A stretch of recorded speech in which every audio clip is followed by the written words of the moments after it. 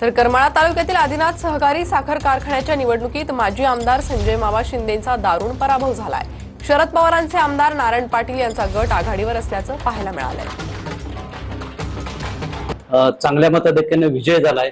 आपली पहिली प्रतिक्रिया काय असणार आहे? निवडणूक लागल्यानंतर मी आणि माझ्या सर्व सहकाऱ्यांनी आदिनाथ सहकारी साखर कारखाना लढवायचा, कारण तिथं आमचे वडील कर्मवीर गोविंदबापू पाटील यांची थोडी अस्मिता होती आणि ह्या आदिनाथ सहकारी साखर कारखाना उभा करावा म्हणून माझ्या वडिलांनी गोविंदबापू पाटलांनी जवळजवळ 20-22 वर्षे पायामध्ये चप्पल न घालता हा आदिनाथ सहकारी साखर कारखाना उभा राहिल्याशिवाय मी पायात चप्पल घालणार नाही अशी भीष्म प्रतिज्ञा केली होती।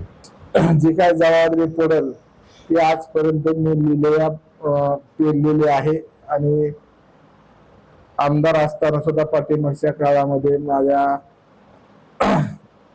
14 ते 19 या काळामध्ये जेव्हा मला या तालुक्याने पहिल्यांदा आमदार केलं त्यावेळेस मी अतिशय असं चांगलं काम या तालुक्याला केलं आणि माझं कर्तृत्व मी सिद्ध करून दाखवलं। शीतल कुमार मोठे, टीव्ही 9 मराठी।